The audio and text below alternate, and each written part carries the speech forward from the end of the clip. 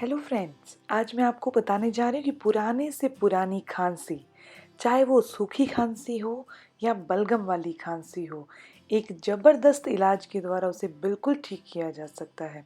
उसके रिजल्ट आपको 100% ज़रूर मिलेंगे। इसमें आपको 2 चीज़ों की ज़रूरत है।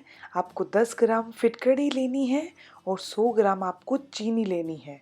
इन दोनों को मिक्सी में आपने पीस कर पाउडर तैयार कर लेना है।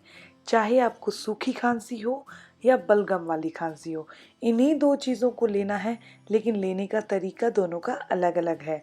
तो सबसे पहले आपको मैं बताती हूँ कि सूखी खांसी में से किस तरीके से लेना है। आपने फिटकरी जो 10 ग्राम ली है और 100 ग्राम जो आपने चीनी ली है, इनको मिक्स करके आपने पाउडर तैयार कर लिया है।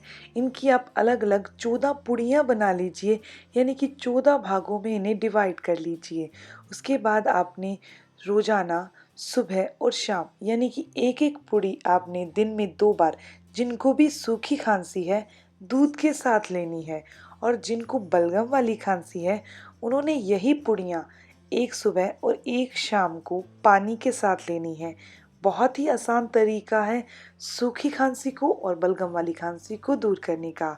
एक चीज़ आपने और करनी है, अगर आपको बलगम वाली खांसी है तो आपने चाय में अकेली काली मिर्च 2 चुटकी, 1 कप चाय में 2 चुटकी काली मिर्च डालकर पीना है।